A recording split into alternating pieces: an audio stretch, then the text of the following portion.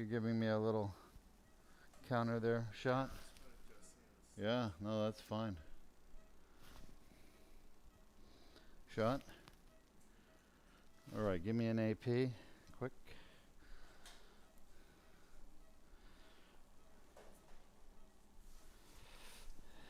Quick AP. Stay there. All right, too far to my side. Shot.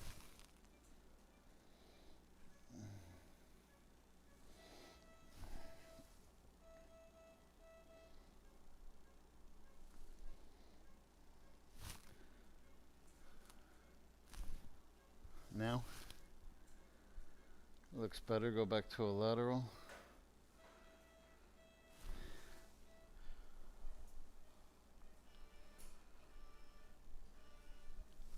Quickly. All right, 2, 3, 4, 5. Shot. Shot. Give me an AP now. Quickly. My hand is really getting uncomfortable. Looks good. Coker. Stay there. Don't take a shot. Don't take a shot yet. All right, shot. That's good. Lateral. So this patient has 2 herniated discs, C5-6, C6-7, and she's having beautiful arm symptoms in both. Right is greater than left. And where's the AP again? You still have that up, right? Nice job. Perfect. Looks great. We're inside the disc space. And that is, you can count the vertebrae from the top. I could see C2, then 3, then 4, 5, 6, 7. I believe we're at C6-7 based on the X-ray image. Everybody else in agreement here? 2, 3, 4, 5, 6, 7. It's always good to count more than once, at least twice, maybe 3 times, just to be 100% sure. We're doing the C6-7 and C5-6 disc herniations today. So she has 2 disc herniations that are causing her symptoms, number 5, 6, and 6, 7. Did you pull? Is that a pull? All right, so we're going to do a discogram right now. Shot. And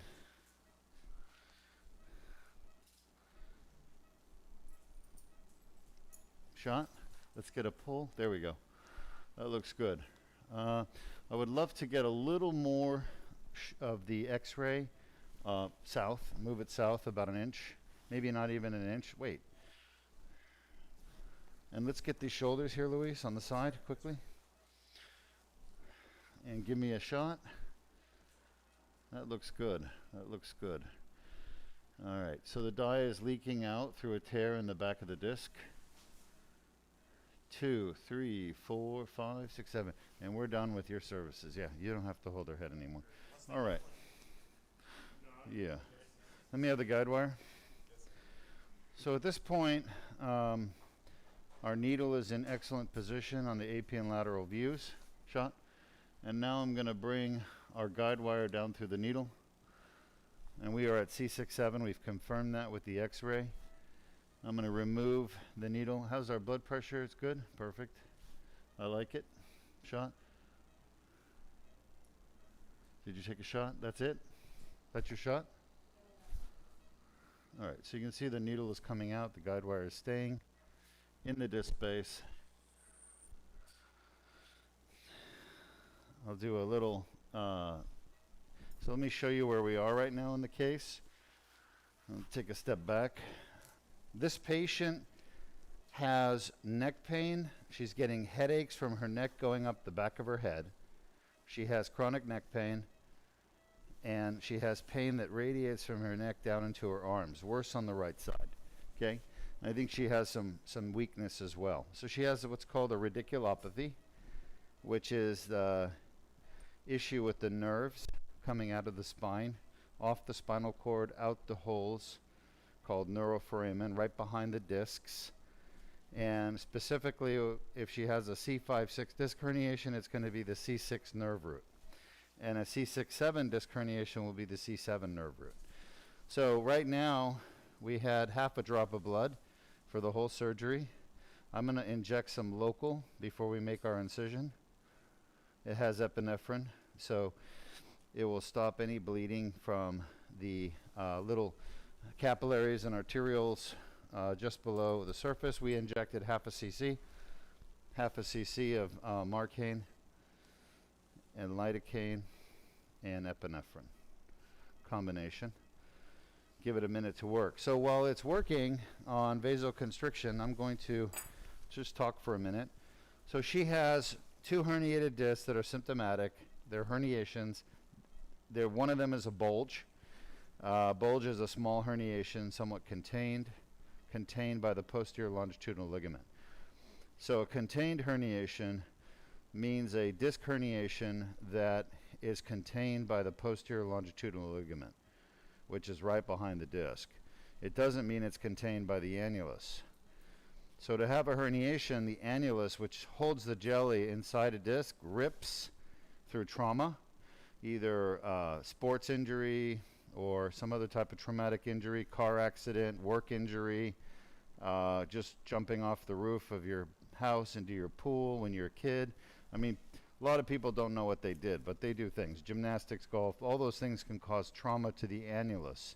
The annulus is a membrane wrapping around the disc on the outside. It's thick, it's elastic, it's tough, and it holds the jelly in the center. And that membrane rips from trauma, and then the jelly pushes out through the rip under pressure, because the jelly gets pressurized whenever you move, whenever you flex, extend your neck or your back, and whenever you carry something. All that weight you carry is transmitted to your spine. It causes your bones to collapse on each other. It puts pressure on the jelly, and the jelly pushes out through the tear. So that's what a herniation is. And a contained herniation is one that hasn't gone through the posterior longitudinal ligament. Therefore, it's not directly on the dura or covering of the nerve roots. But there could be a tear in the posterior ligament, and it could be to the side of the posterior ligament, and that's when it starts irritating the nerves in the dura, causing headaches and radicular symptoms. So we are going in to perform the Duke laser disc repair. It's an endoscopic spine surgery technique, and the primary goal here is to debride the annular tear so that it will heal. We're also going to remove the jelly that's stuck between the annular tear. It's called the interposed nucleus or herniation, and anything that is in the foramen or epidural space we'll remove as well to get any pressure and irritation off the nerve roots and spinal cord. Okay? So her worst arm is right. That's why we go on the left side of the neck. Incision. We're going to make a 4 millimeter incision. You don't go deep. This is superficial. Okay? That's it. The whole surgery is going to be done through this incision right here. You see that? This is really the most minimally invasive, best spine surgery in the world to fix a herniated disc. But unfortunately, not many surgeons know how to do it. So we're broadcasting it so people can learn. All right, little shoulder pull, just gentle shot. All right, perfect. So I'm going to advance this dilator down to the spine, and I'm twisting it as I'm advancing it. Shot. And I've anchored the guide wire right onto the end plate of C7, so it's not going anywhere. And I'm right in the front of the spine right now. Shot. Yeah. So I want to get an AP. So we looked at the lateral view. I'm at the front of the spine at C6, 7, 2, 3, 4, 5, 6, 7. And then we're going to get a AP view to see where we are.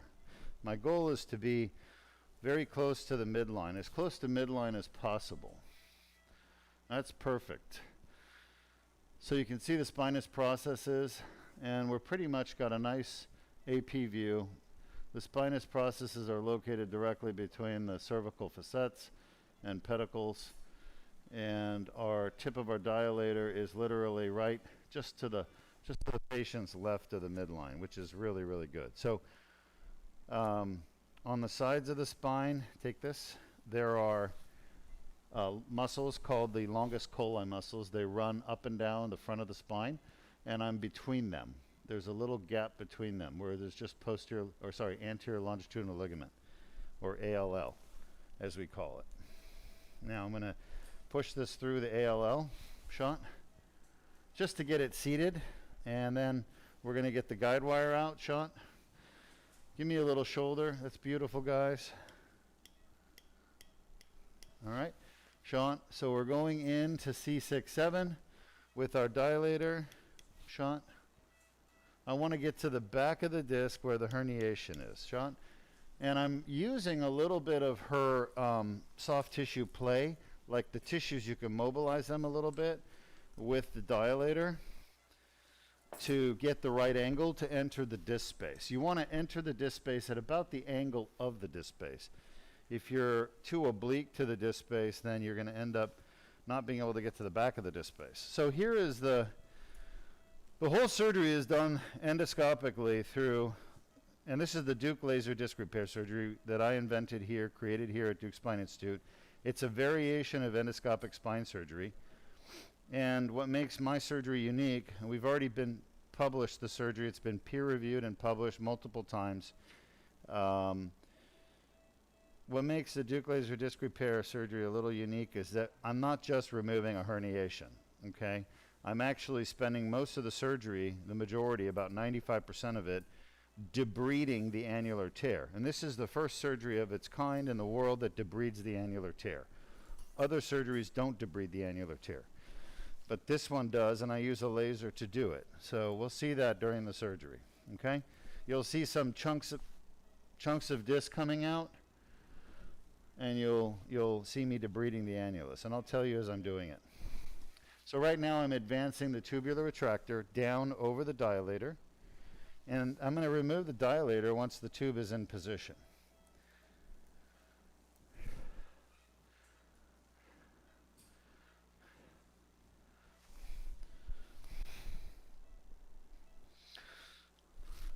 Can you squeeze my mask around my nose a little bit? It's tickling me on that side.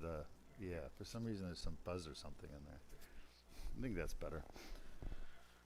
These masks.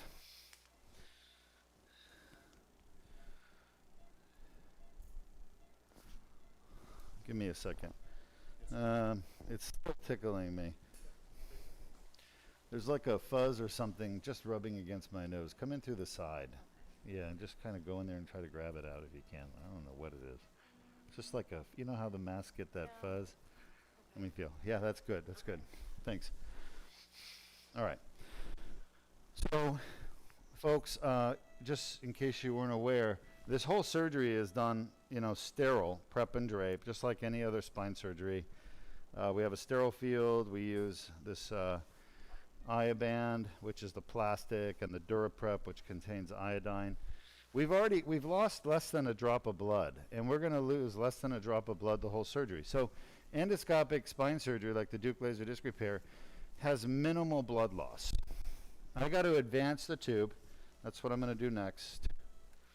So every other surgeon in the world, basically, that doesn't know how to do endoscopic surgery like this, which is about 99.99999% of spine surgeons, they don't know how to do the surgery. They're going to be opening this neck up and taking those discs out completely. And we're avoiding that because this patient doesn't want that done. You don't need to take the discs out to fix the part in the back that's damaged. Shot? So if you do endoscopic spine surgery like we're doing, we pass through the normal disc. That's what you're witnessing right now. We're going through the normal disc. Shot?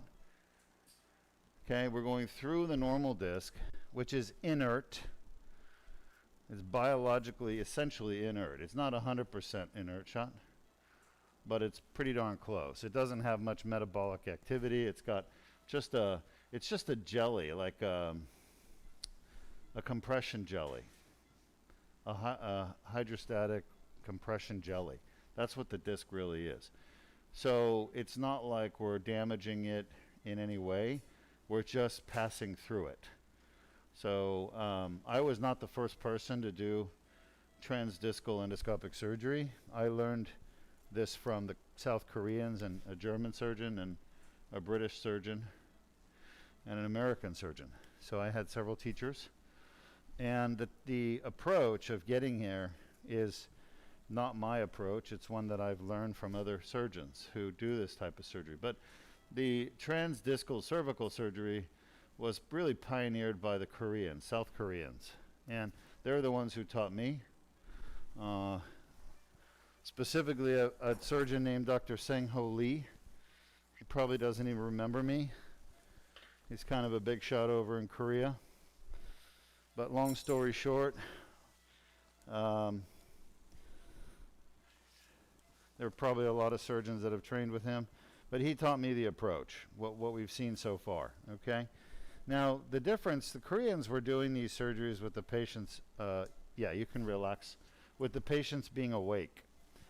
And the problem was the patients move around when they're awake. So they had a few patients who were paralyzed as a result of their technique. Plus, they don't use the laser like I do. They use a different laser. I chose this particular laser for the reasons that it provides the best results. So I tried different lasers, and I tried theirs, but this is the very best results. And they don't do an annular debridement like I do. So pull the fluoro back a little bit. I'm just going to show our audience so they can see. Can you all see this here? Yes, we Sean? can.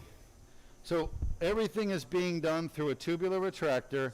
This is not a percutaneous surgery. Percutaneous things are done with needles. This is not a needle. And it's just a very small incision, the smallest incision in the world for spine surgery. And it's a 4 millimeter incision. So it's about quarter of the width of a dime, a United States dime. Very small. And I've done over 1,300 of these surgeries endoscopically now.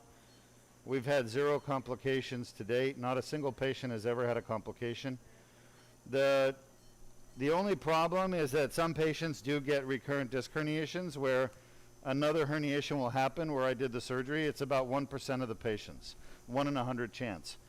And most of the time it's because they're lifting or doing something they're not supposed to do, but sometimes they just wake up with it, you know, and we do have people in a collar so that it restricts their movements, but even with the best prevention, sometimes it does happen. So 1 in 100 chance of a recurrent disc herniation, but 0 complications today. Recurrent disc herniation is not a complication.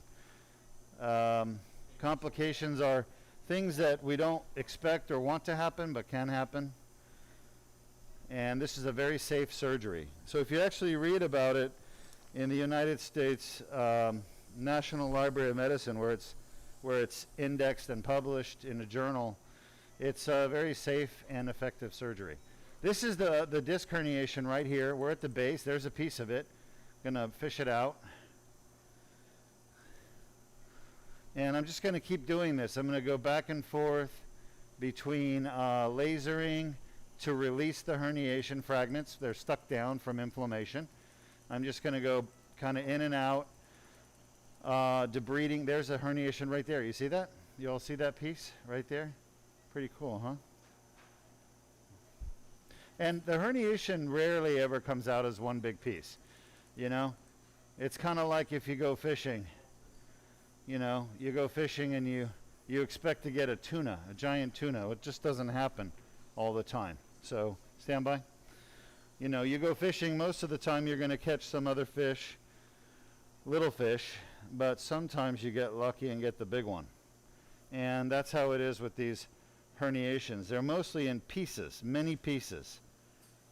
And what that really is, folks, is it kind of tells you about the pathophysiology of herniated discs. And really, I'm the only one that gets to see it directly, except for the people who do endoscopic surgery, which is very rare for that to happen. But you can see that their fragments of herniation are multiple fragments. And the reason they're multiple is because the disease of degenerative disc disease, herniated discs, it's progressive and it's episodic. And so you'll have an incident where you go out and do something and you push out another piece of herniation, okay? And then you get a little fragment that came out. You get flare up of your pain. It's really bad for a few days, and then it kind of settles down a little bit, right?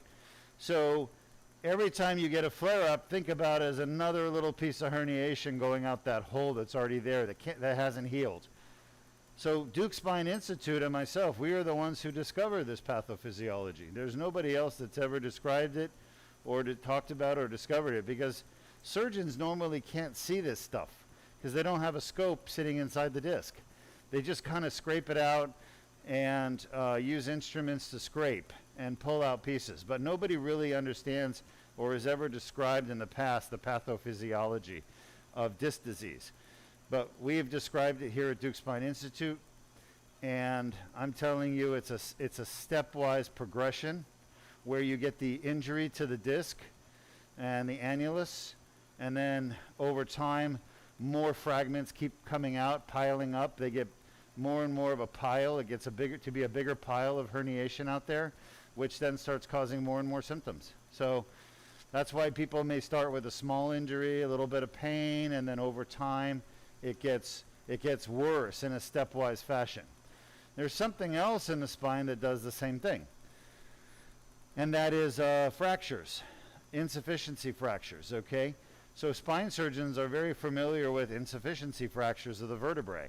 That's where your vertebral body collapses because of osteoporosis in a patient, and basically what happens is the fracture occurs in a progressive manner, a stepwise progressive manner. So you get the initial fracture, and then it somewhat heals a little bit, but then the patient fractures again, and it fractures a little more. And then there's inflammation and pain as a result, and then it subsides, and then they do something like bending over and it fractures again. And so, you know, most insufficiency fractures, spine surgeons understand the concept of progressive stepwise failure of structural integrity. And that's what's happening in degenerative disc disease, okay? It is a fracture of the annulus that starts with. That's a fragment of disc herniation right there. See how smooth it is? It's been smoothed over by chronic inflammation by your body, by her body, okay? So we found a big tear. These are all pieces of herniation that are coming out. I'm just releasing them because they're stuck down, because they cause inflammation. The herniated fragments of nucleus stimulate the inflammatory response. It's not my discovery that nucleus pulposus is pro-inflammatory. That was proven in lab experiments that were done years and years ago, that pieces of the disc herniation cause inflammation, strong inflammation. That's not my discovery, but I use that knowledge and build upon it with this endoscopic surgery that I do. So I'm removing those pieces from the disc, from the epidural space, back here in the back of this disc, and I'm removing them because they cause inflammation. And the inflammation is why this patient has her symptoms primarily. That's the primary cause of her symptoms. Inflammation, chronic inflammation. And most surgeons don't understand that. They have no clue about that. They think herniated discs cause compression, pushing on something, squeezing nerves. And that's how they cause all their symptoms. But that is not the case at all. Herniated disc, in my experience at Duke Spine Institute, we've discovered that 95% of symptomatic herniated disc cause symptoms not from compression, but from chemical irritation of the dura and the nerve roots. Chemical irritation. And the unfortunate thing is that there's the herniation, by the way. That's all herniation right there. And that's end plate. See? That's the C7 end plate, that golden thing, and that other golden thing is C6. And I am at the back of the disc. I'm at the right foramen at C6-7, and I am zapping away the herniation out here. It's sitting on the nerve root. You see that? And when I'm done, that will be gone. It's a good size herniation. right there. I'm just getting rid of it little by little, piece by piece. Now, will I need to fuse her? Nope, not at all. Why? Because fusion only is necessary when you take the whole disc out. So it's actually the surgeon that causes the need for your fusions or artificial discs. If the surgeon did what I'm doing, there would be no need for fusion or artificial disc, because we are not removing the disc, the normal disc. We're only taking the herniation out. Okay? Important distinction. The Duke laser disc repair is the only surgery, along with the Koreans' endoscopic stuff, and anyone else that does the transdiscal endoscopic approach like this, where you don't need to fuse and you don't need to take all the disc out to fix the problem in the back of the disc. So could I do a fusion if I wanted to endoscopically? The answer is 100% yes. Why don't I? Because it's unnecessary. People don't need fusions.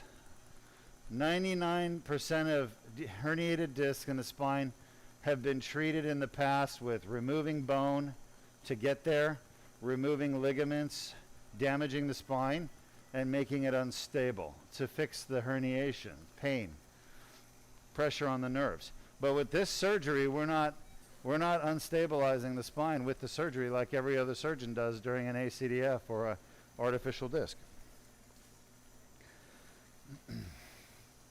Now, if I did fusion, I could make a lot more money. But it's not right to do something that's not necessary for a patient, that is not going to benefit the patient. You understand? And that's unfortunately one of the problems we have in healthcare today, is that surgeons don't understand that concept. They feel that they don't need to benefit the patient. They need to do what they were told to do, how they were told to do it during their residencies, without actually thinking about what it is they're doing.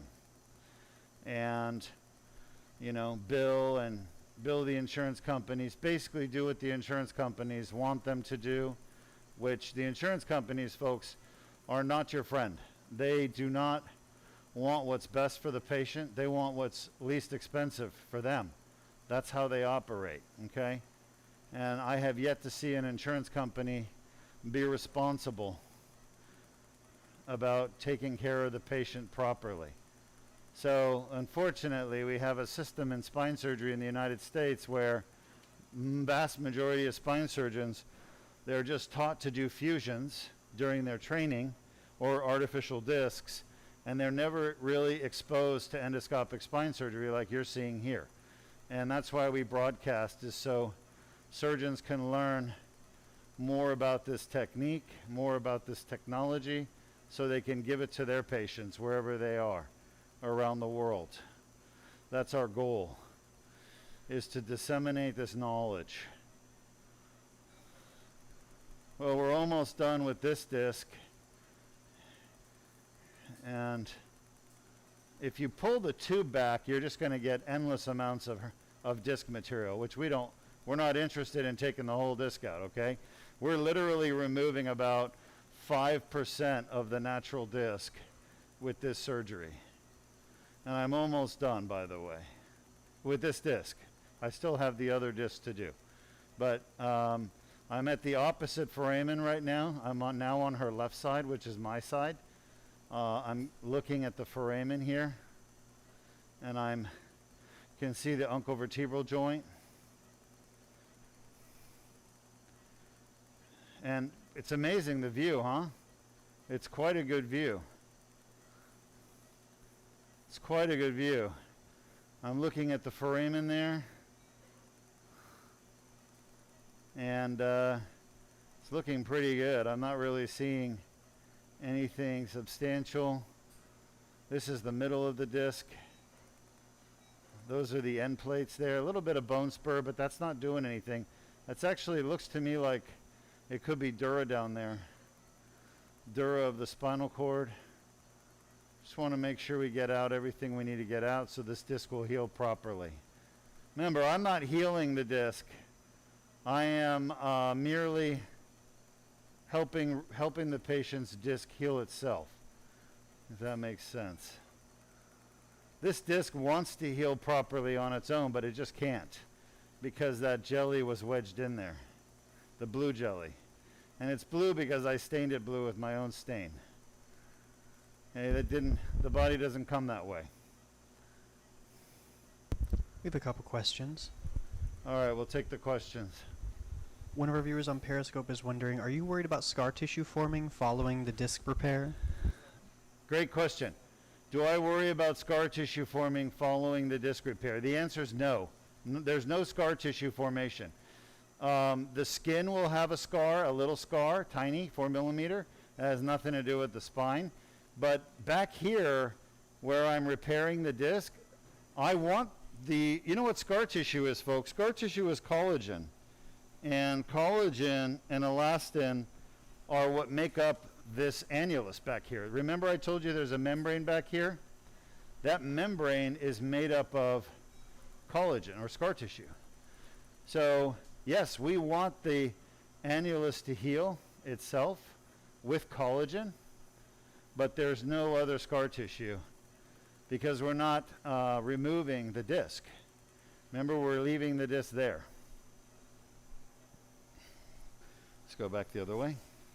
We are not creating scar tissue, and this surgery is so small and minimally invasive, there is no scar tissue formation. Now back here where you're seeing this area right here will form a collagen, but collagen is what's already there. So it's just going to repair itself with collagen, which is scar tissue. Does that make sense? Whereas with other surgeries that are open, you get a lot of scar tissue formation because there's a lot of collateral damage to the tissues by the surgeon during the surgery. Here we have a very small incision and virtually no damage to any of the tissues. All right, so I've gone down into the frame and I've opened it. There's no more herniation in there that I can see. It looks good. The center looks good. I think she's going to be very happy with these results.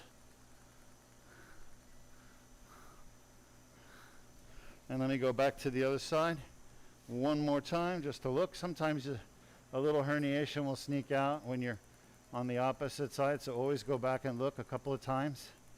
You don't want to leave something in there. All right, I don't see anything really. You have another question? Yes, we do. All right, I'll take it.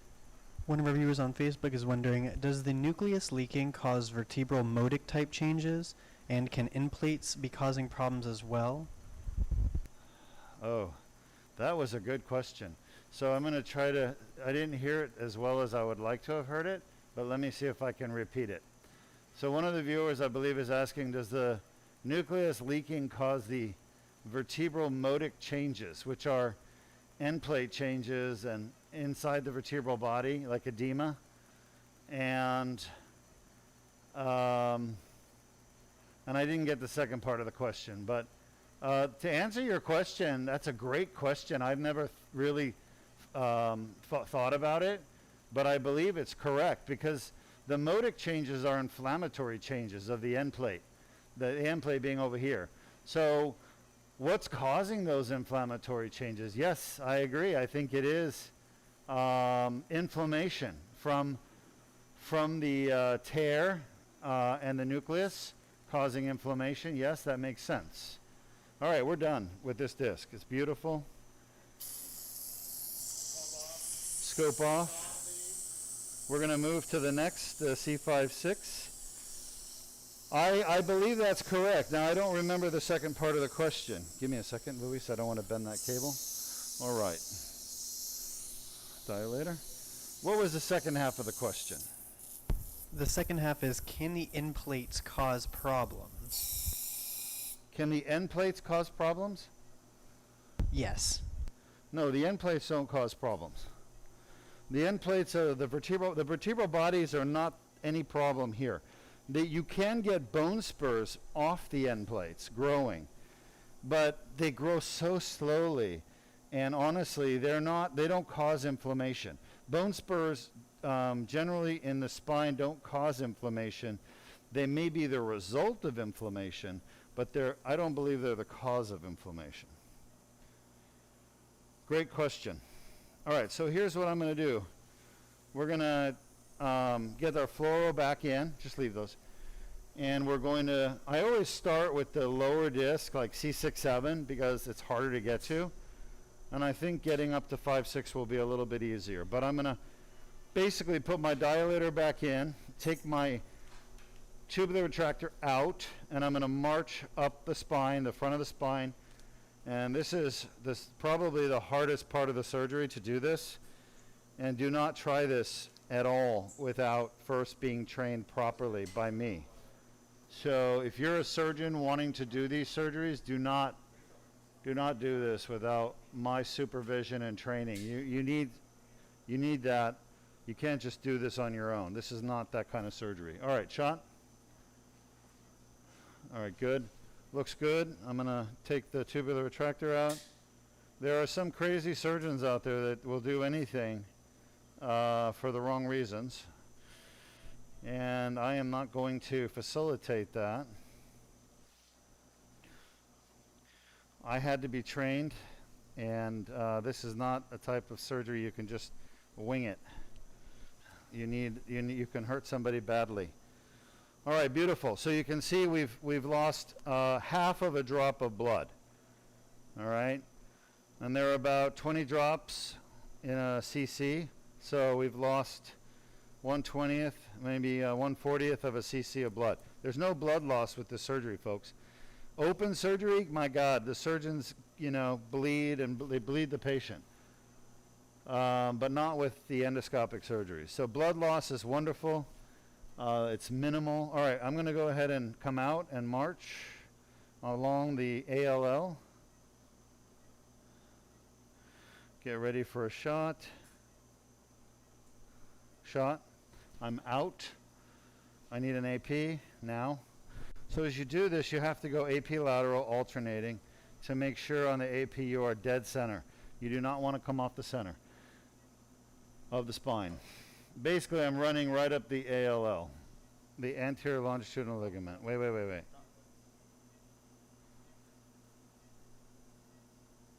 Shot. All right, it's good. Lateral. So I'm in the center. You got to make sure your x-ray is centered too. You can't just assume that the spinous process is centered. You got to make sure it's centered. All right, so we got to get up that little osteophyte. That's a bone spur. Shot. Should be done. Oops, slip back down. Shot. I need an AP. I'm getting close to where I need to be, but I feel like I'm off to the side a little bit. Quick shot. All right, back to a lateral view. By the way, the amount of radiation used for these surgeries compared to regular spine surgery is a fraction. Maybe 10%. Shot. Should be there. Okay, AP. Quick AP. So I'm on the disc. This is 5, 6, 2, 3, 4, 5, 6. And I just want to make sure I'm in the middle. Shot. That's perfect. Back to a lateral. Now, if you don't do this right, it could be devastating. And I mean devastating.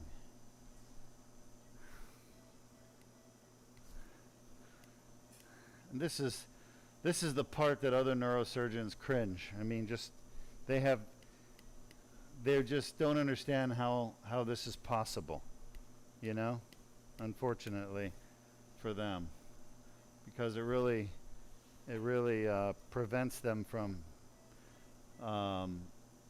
being able to help their patients better. I need an AP. I feel like I just want to make sure we're on track.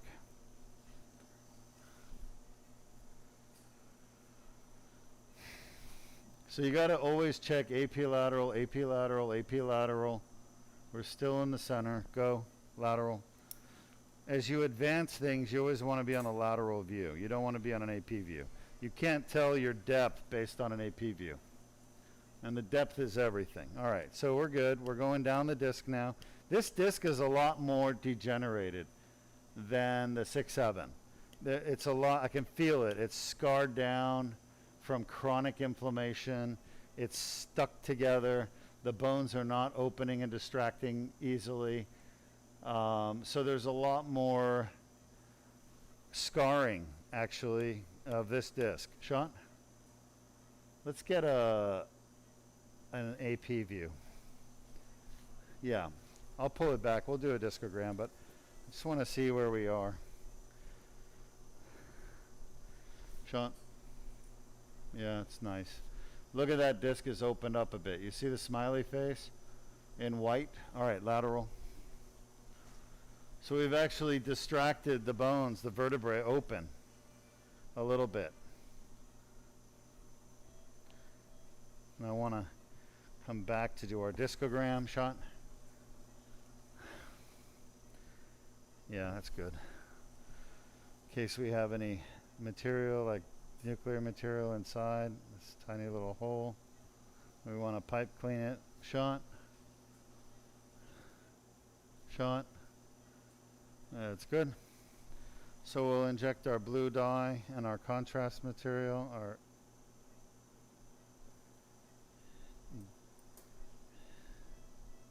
ISOView. Shot. Beautiful. There's the dye.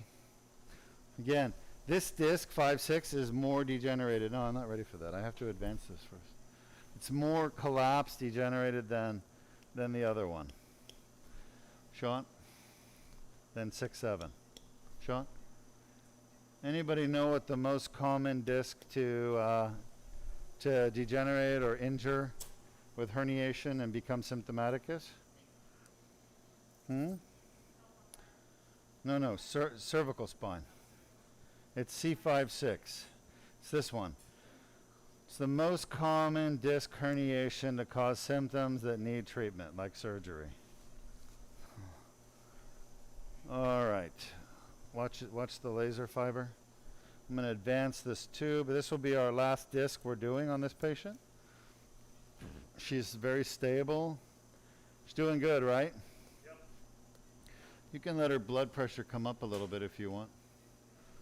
Start to normalize a little more. Shot.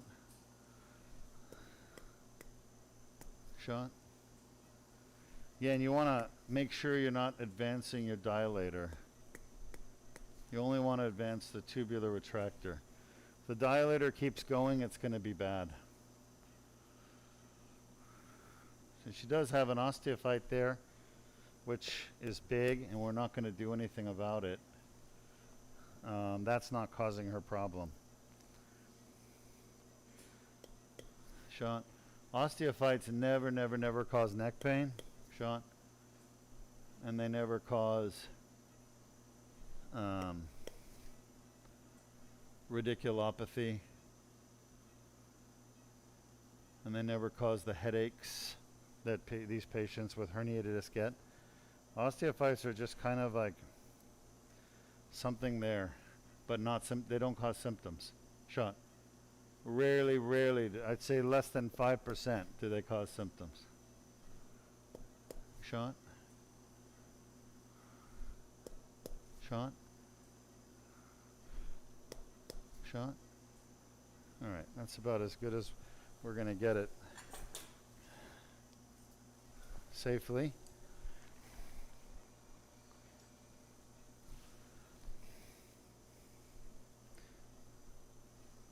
She's still really relaxed, right? I got to make sure she's not clamping up, because that's going to make my job hard. You don't have to unless she... How many twitches do you think she has? I'm not really feeling a whole lot, but it is tighter. But I don't want to prolong her recovery. So let's... I wouldn't do too much if you do any at all. Yeah. Yeah, that's perfect. Shot? All right.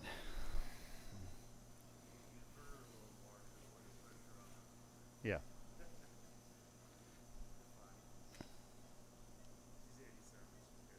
Shot?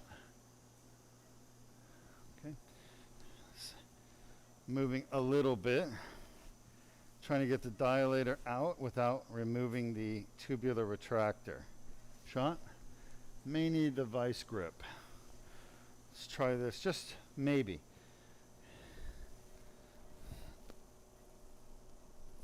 Never mind, we got it. Little elbow grease. And you all thought spine surgery was delicate. Huh? Right? You know, for neurosurgeons, spine surgery represents the most vigorous type of surgery we do. Everything else is just delicate, micro stuff. But spine surgery, it brings us as close as we get to an orthopedic surgeon.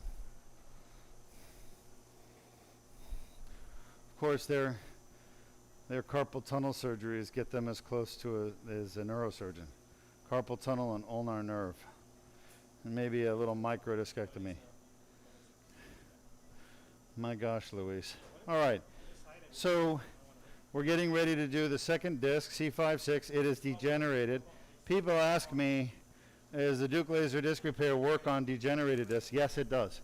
It really does. There it is in the back. Beautiful. So I had something I wanted to say. Are we ready? Huh? There's a piece of herniation. And what we're going to have in this disc compared to the last one had a lot of scar tissue, a lot of modic change to the end plate kind of stuff, but this is going to have more. And look at that golden color on the herniation. That is calcification. So this is dystrophic calcification. That's what happens when the laser, and this is a specific type of laser and a specific type of laser energy, but that's what happens when it interacts with calcium. It turns golden. There's a herniation right there. I mean, we're going to get it out. Right now, these bones don't want to move much at all. They're like just locked in from this patient's degenerative disc disease has kind of locked them in. They don't want to move, but we're going to get them moving. That's one of the things the laser surgery does. That's a benefit. Honestly, there's no disadvantage of this Duke laser disc repair surgery over open spine surgery, whether it's an anterior cervical discectomy and fusion or a artificial disc. Those surgeries are like literally going to war with a biplane as your air capacity, as your air assets. You're using a prop biplane from like the 1940s. Those are old technology. They're very dangerous. If you're the pilot, you're going to get shot out of the air. The jets, and this is like a stealth bomber. You have no chance of defeating a stealth bomber, period. This is that much better of a surgery on all accounts, okay? So what makes this surgery better? Number one, blood loss, which we're getting a little bit right now. Where is our irrigation? Come on. Yeah. So when you start seeing like little smokestacks, that means your irrigation is getting slow. And basically, you need to switch your bag of irrigation. For those of you who don't know, irrigation is water, basically, an electrolyte solution, like saline, normal saline that we use, or lactated ringers. Either one is fine. And it basically flows around the laser in through the endoscopic tube to remove the debris and to keep all the tissues cool. Because the laser will heat everything up big time. The laser is going to deliver a large amount of energy. I mean, if we're vaporizing tissues, you better believe there's a large amount of energy being delivered, okay? But it's controlled and it's safe. Anyway, so let's look at all the things that are important in spine surgery and compare Duke laser disc repair, what you're watching, endoscopic surgery, versus traditional surgeries. See why this is the most advanced surgery in the world for herniated discs, degenerated discs, anything to do with a spinal disc. So number one, blood loss. We're going to lose 1 drop of blood for the surgery.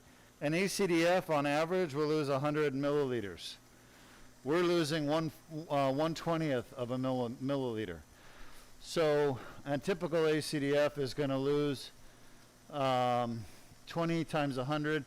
It's about 2,000 times more blood loss. There are ACDFs, anterior cervical discectomy and fusion, and artificial discs where they lose even more blood than 100 mils. But that's probably about average, okay? Second, radiation exposure. During typical spine surgeries like fusions, you're taking lots and lots of x-ray pictures. And that x-ray is x-ray radiation. And it's going to get on the patient because it's passing through the patient, okay? It's going to get on the staff. They're going to get radiated. And remember, radiation is cumulative, meaning that, there's the PLL fibers, meaning that if you get a little bit today and you get a little more tomorrow and you get a little more the next day, it just keeps adding up. And it has an effect, a cumulative effect. So if you get 2 units today, tomorrow you get 2 units, and the next day you get 2 units, that's 6 units of radiation your body has received. And radiation unfortunately causes lots of problems for the human body. We actually use it to kill cancer. We use it to kill cells, tissues. And it doesn't just kill cancer, it kills normal tissue. So you want to avoid the effects of radiation for spine surgery as much as possible.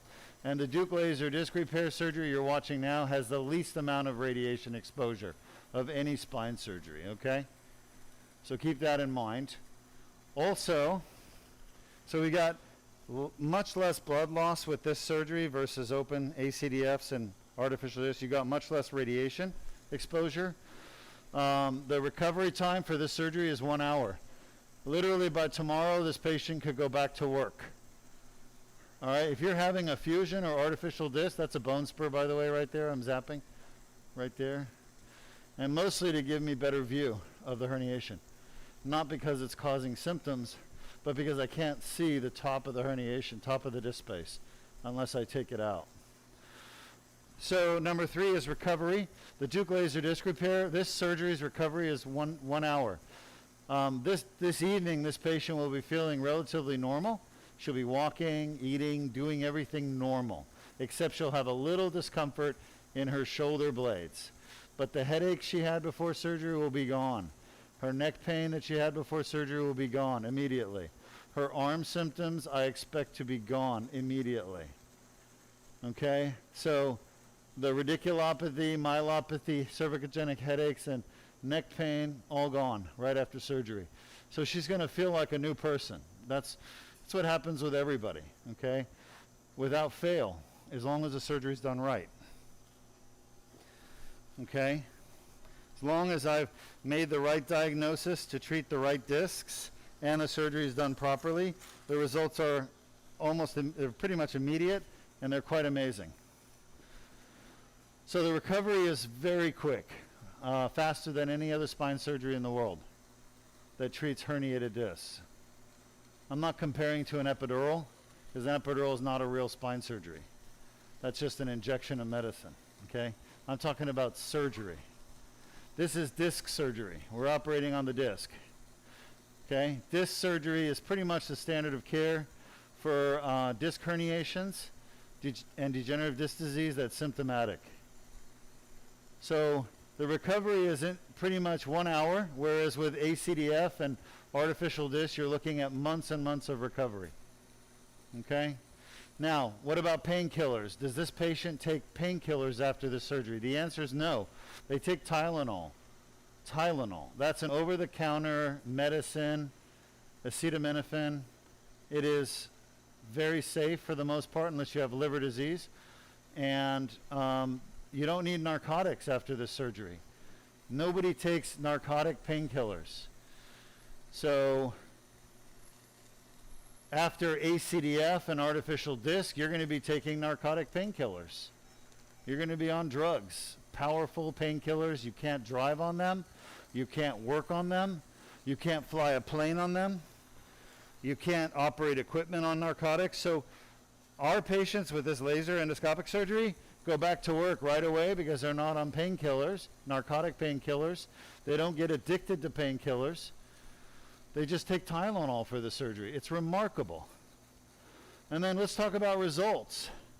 The Duke laser disc repair surgery has the best results. We have a 98% elimination of neck pain from these herniated discs. 98% elimination of arm symptoms like pain, numbness, tingling, weakness down the arm. All right, there is nothing that compares with fusion and artificial disc. They don't have those results. Okay? And the headaches that people have, about 2/3 of the patients have headaches before surgery from their neck, from their herniated disc. Those headaches go away as well, about 98%. So all the symptoms from the herniated disc improve by 98% on average. Most patients have 100%. How do we know? We ask our patients after surgery. When we see them in clinic or we talk to them on the phone, we ask them, how much pain relief did you get? And the answer is usually 100%. So there is no fusion surgery, artificial disc surgery that gives 100%. Okay, it doesn't happen except for my fusions. But I'd rather do these for people than fusion. Right, Luis? No, that's interesting. There's a tear there in the posterior ligament, a lot of scar tissue. I don't know if you guys can appreciate that.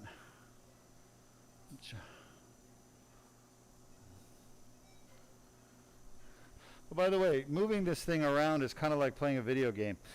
You have to be good at video games. So if you're interested in working at Duke Spine Institute as a surgeon someday and assisting me in taking care of these patients, start playing some video games. Make sure you got good grades. I only hire smart people. All right.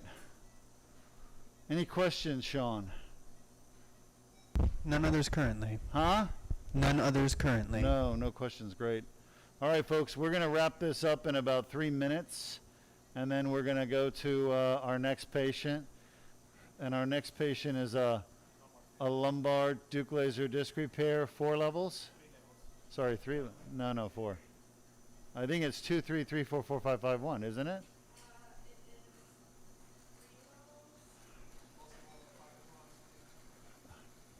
All right, well, whatever it is. It's either 3 or 4 levels. That's the most we can do at one time. That's the foramen. It's looking pretty good. Oh, I see. All right, so if you're interested in watching one of these done for a herniated disc in the lower back, that's next, all right? I am out in the foramen and I'm removing actually a bone spur right here. For those of you wondering, that golden thing is a bone spur. And there's the nerve root just underneath it. See that? So I think this patient's going to do really well once she heals up. I'm taking about 0.5 millimeter of the nerve, of the, not nerve root, the bone spur. And it's really more scar tissue that's calcified out there in the foramen. Beautiful. I'm going to go look at the other direction one more time and we're done. Okay, we'll be done with the surgery. Any questions before we wrap this up? There are none. Yes. You have another question, Sean? No, there are none. All right, excellent. Well, thank you for watching. I'm Dr. Ara Jukmajian, CEO and founder at the Duke Spine Institute. We are going to be wrapping this surgery up as we're done. This is endoscopic spine surgery. Stick around and see what the incision looks like. It's amazing. It's all done with a 4 millimeter incision. Okay? 4 millimeters, tiny. Not like a big scar that you get from a fusion surgery. Lights on, please. Go, go. This patient is not wanting a fusion. And maybe we'll be lucky enough she'll let us interview her after surgery. We'll see how she's doing. Hopefully she'll be doing well. Yes, please. Thank you. Most of our patients allow us to interview them. all of our patients give consent to have the broadcast done, you know, with anonymity. In other words, not knowing their identity and just seeing their neck or back or thoracic. And I appreciate that. We have great patients. This is not the right one. Thank you. All right, I'm going to show you right now. Can you guys see this, Sean? Yes, we can. All right, we're coming out with the tube, and I want you to see the incision. This is on the left side of her neck. Everything went beautifully. Couldn't have gone better for her. So, because there's no big opening, folks, because there's no big incision, there's no potential space for a hematoma to develop, a blood clot. So even if there was bleeding, it would be contained by the corridor, the surgical corridor, which is only 4 millimeters. Okay? So what that means is you can't get a post-operative hematoma. It's virtually impossible. It could be a retropharyngeal one. Again, very unusual, very rare that it would happen, but it can happen obviously if the blood pressure gets out of control or I hit some artery somehow. But long story short, the seromas that surgeons get after spine surgery, which is a fluid collection under the skin, they don't happen because there's no incision. It's a 4 millimeter incision. That's it. So a lot of the complications that can happen from regular spine surgery, and I don't even think surgeons consider seromas to be complications. They happen in virtually every open spine surgery there is. So it's just part of the expected, you know, body's response to the surgery is a seroma. We put drains in when necessary to drain them out for 24 hours or 12 hours. Everybody's a little different, but point is you can't get a seroma with the surgery. That's the beauty of it.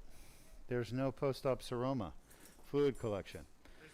All right, I hope you've enjoyed the surgery. I'm Dr. Ara Duke-Majan, CEO and founder of Duke Spine Institute and the pioneer who pioneered the Duke laser disc repair procedure. Our patient will go home in an hour. So we'll try to visit her again and see how she's doing. All right, let me show the incision. Sorry. Here's the incision, folks. Here's my fingers. Look at the size of that surgical incision. Incredible.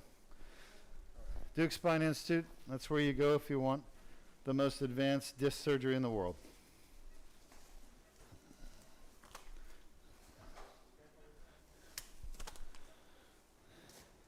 Sean, if we have any questions from the audience, have them type them up and I'll head over there and be happy to do a quick post-surgical interview and answer questions.